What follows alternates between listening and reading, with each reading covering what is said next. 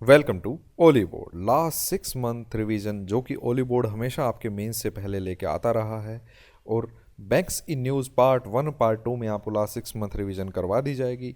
Banks in news, RBI in news, government schemes in news, books and author in news, ये videos आपके लिए लाई जा रही हैं।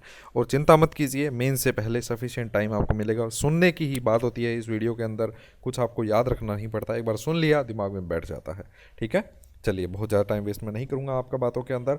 Max life insurance company limited ने लॉन्च किया max life smart secure easy solution, जो एक 3 in 1 प्रोटेक्शन सॉल्यूशन है। 3 in 1 मतलब 3 तरीके के फ़ायदे मिलते हैं। Life cover, critical illness cover और डिसेबिलिटी या एक्सीडेंटल कवर भी आपको इसके अंदर प्रोवाइड करवाया जाता है।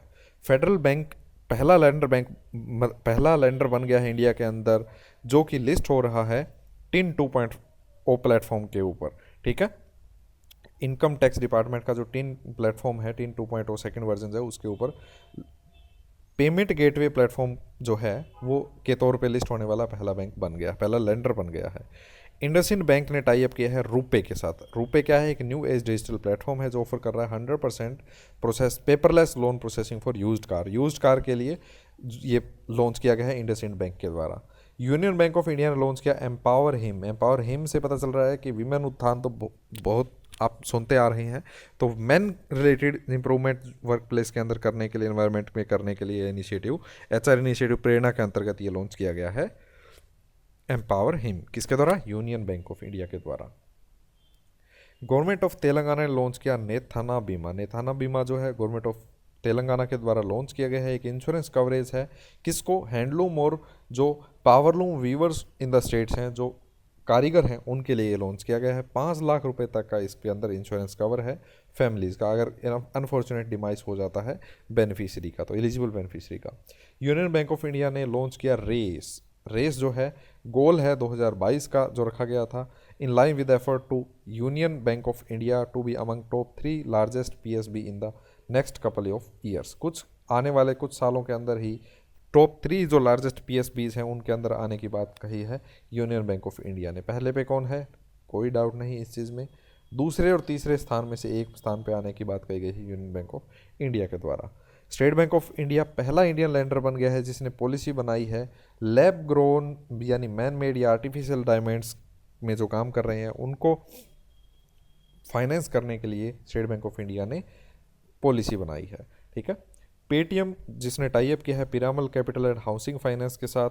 पिरामल एंटरप्राइजेज जो है उसने डीएचएफएल जो दीवान हाउसिंग फाइनेंस लिमिटेड है उसको एक्वायर किया था लगभग 34,000 करोड़ के अंदर, पीछे आपने सुना होगा न्यूज़ में, to offer merchant loans to small cities and towns across India. इसमें क्या होगा? ऐप के थ्रू ही आपको लोन की सुविधा प्रोवाइड की जा रही है और 10 लाख रुपए तक का लोन भी इसके अंदर आपको मिल सकता है। NABARD national bank for agriculture and rural development Jammu Kashmir regional office ने मिलकर एमओयू साइन किया है। किसके साथ? जम्मू एंड कश्मीर ग्रामीण बैंक के साथ।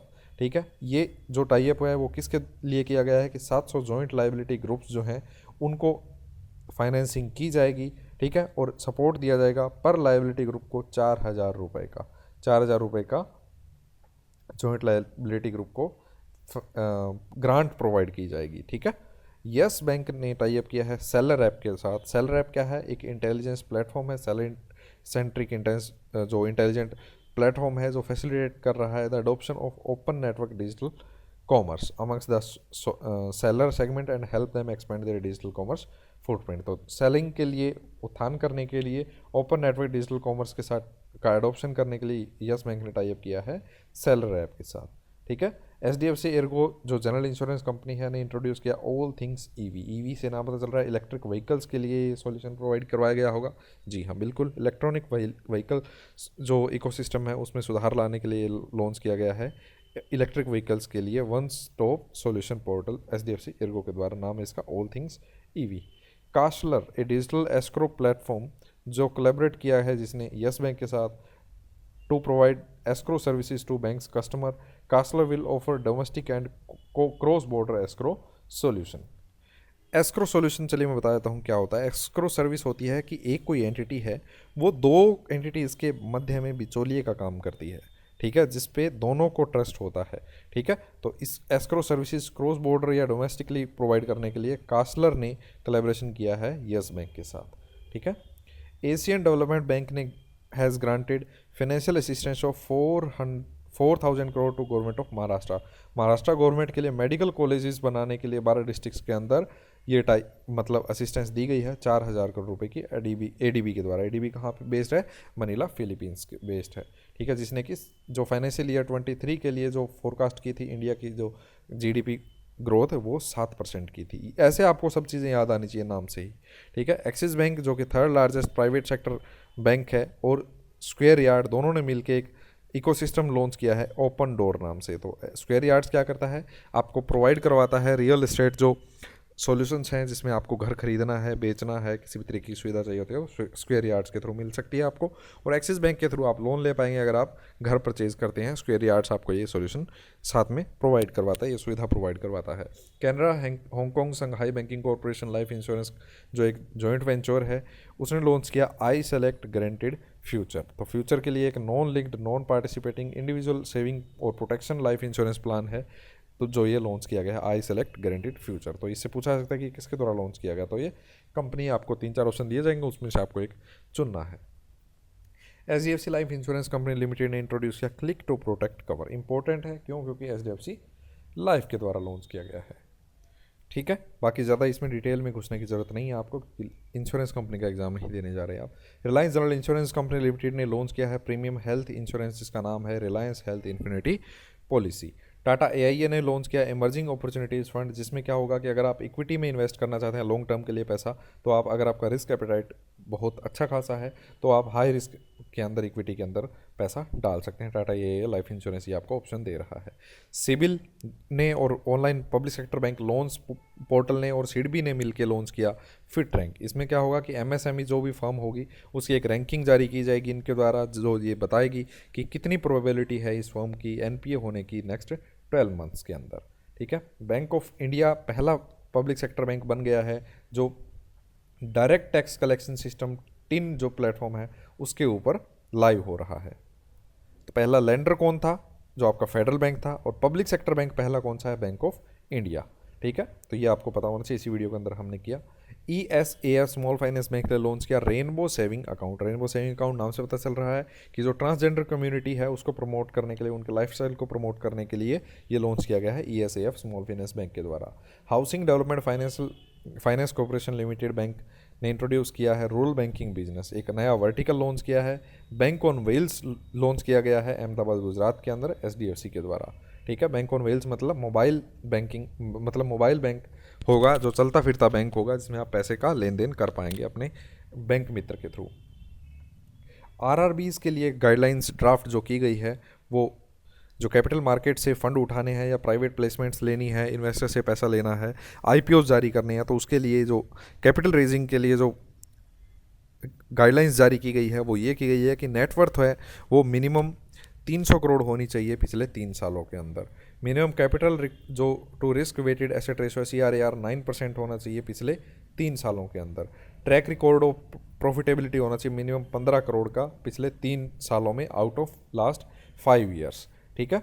और RRBs should have return to equity of minimum 10% in 3 out of preceding 5 years and return of asset on minimum 0.5% in 3 out of preceding 5 years, ठीक है। तो पिछले 5 सालों में से 0.50% का रिटर्न ऑन एसेट होना चाहिए, 10% का मिनिमम जो रिटर्न इक्विटी पे होना चाहिए, 15 करोड़ का प्रॉफिट होना चाहिए मिनिमम, ठीक है, 300 करोड़ का नेटवर्थ होना चाहिए और CRAR 9% मेंटेन रहा होना चाहिए पिछले 3 सालों में, ठीक है। और किसी भी तरीके का लॉस RRB को नहीं होना चाहिए। अगर ये सारी चीज़ों पे खरा उतरता है कोई RRB तो वो IPO वगैरह जारी करके कैपिटल अपनी रेज कर सकता है।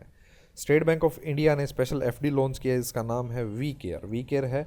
सीनियर सिटीजन्स के लिए लॉन्च की गई है जो 31 मार्च 2023 तक एक्सटेंड की गई है इस स्कीम को। इसमें क्या होता है कि जो आपको टर्म डिपॉजिट है जो FD है उसके ऊपर आपको एक्स्ट्रा इंटरेस्ट प्रोवाइड करवाया जा रहा है, एडिशनल इंटरेस्ट आपको मिलता है।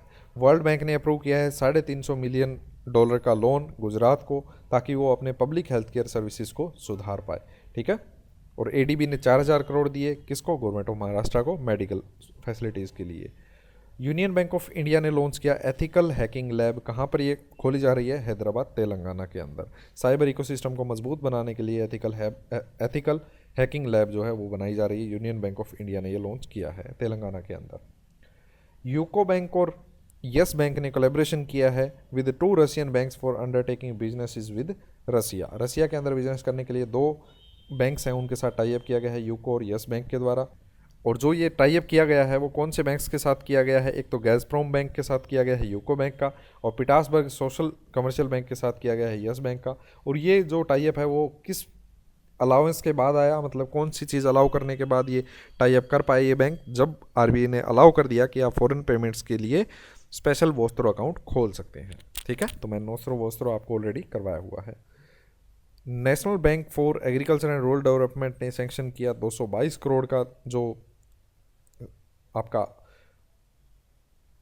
आउटले बोलेंगे इसे, under rural infrastructure development fund. तो RIDF की फुल फॉर्म कई बार पूछ ली जाती है। सोशल जो स्कूल इंफ्रास्ट्रक्चर है पंजाब के अंदर उसको अपग्रेड करने के लिए 222 करोड़ रुपए दिए गए हैं नाबार्ड के द्वारा RIDF में से उठा के। एक्जिम बैंक ने लाइन ऑफ क्रेडिट जो $100 मिलियन का है वो एक्सटेंड किया है किसको? रिपब्लिक ऑफ मालदीव्स को। ठीक है, for funding development projects on behalf of government of India. तो इंपॉर्टेंट न्यूज़ है, पूछी जा सकती है आपसे।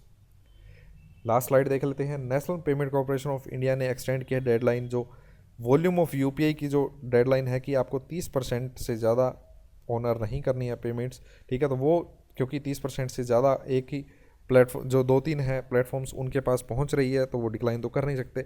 ये डिक्लाइन ना करने के लिए इन्हें छूट दे दी गई है 31 मार्च 2024 तक। तो आपको ये एक्सटेंड जो हुई है डेट बहुत इंपॉर्टेंट है, याद रखिएगा। IIFL म्यूचुअल फंड ने लॉन्च किया है first passive tax saver fund. Passive tax saver fund में क्या होगा कि जो निफ्टी 50 जैसे आपका इंडेक्स परफॉर्म करेगा वैसे ही आपका पैसा परफॉर्म करेगा। ये इक्विटी लिंक्ड सेविंग स्कीम के अंदर आपको 80C में छूट भी देता है 1.5 लाख रुपए तक की इन्वेस्टमेंट की। 3 साल के लिए आपका पैसा इसके अंदर लॉक हो जाता है। इंडिया पहली कंट्री है जो रिसीव कर रहा है $100 बिलियन रेमिटेंसीज के थ्रू। ठीक है, वर्ल्ड बैंक ने ये बात कही है। हालांकि साउथ एशिया रीजन में जो कंट्री बिलोंग करती हैं जिसमें इंडिया भी आता है, तो ओवरऑल देखा जाए तो 10% का डिक्लाइन हुआ है। ठीक है, और इंडिया का अपने आप में अगर इंडिविजुअली देखा जाए तो 12% का इंक्रीमेंट देखा गया है, जो कि अपने आप में बहुत बड़ी बात है। एडरविस म्यूचुअल फंड ने अनाउंस किया कि वो भारत ETF लॉन्च कर रहा है, 4th ट्रेंच लॉन्च कर रहा है। भारत ETF क्या है? एक एक्सचेंज ट्रेडेड फंड है। वो फंड जहाँ पे जो पैसा इन्वेस्ट किया जाता है वो बॉन्ड्स के अंदर लगाया जाता है और इसे ट्रेड किया जा सकता है एक्सचेंज, फॉरेन एक्सचेंज के अंदर। तो भारत ETF जो है वो सिर्फ और सिर्फ कहाँ इन्वेस्ट करता है पैसा? आपका AAA रेटेड बॉन्ड्स जो होते हैं पब्लिक सेक्टर कंपनीज़ के, उसमें इन्वेस्ट करता है। अगर आप बॉन्ड्स क्या होते हैं, क्रेडिट रेटिंग कंपनीज़ क्या होती हैं, लोन्स क्या होते हैं, NP क्या होता है, ये सब जानने के लिए बैंकिंग्स गैम्बिट सीरीज़ परचेज कर सकते हैं। इस लिंक को ब्राउजर में पेस्ट कीजिए, VMAX कोड यूज़ कीजिए, आपको 299 के अंदर ये मिल जाएगा। अगर आप टेलीग्राम ग्रुप के अंदर प्रिंटेबल PDF चाहते हैं तो ज्वाइन कर सकते हैं। Ollywood is the new black. अगर आपको वीडियो अच्छी लगी है तो लाइक कीजिए, शेयर कीजिए अपने सीरियस दोस्तों के साथ जिन्हें जॉब की सख्त जरूरत है, जिनकी फैमिली को जॉब की सख्त जरूरत है। सब्सक्राइब करके बेल आइकन दबाना है कि नहीं, ये डिसीजन अब आपका है। पार्ट 2 आपको जल्द ही मिल जाएगा।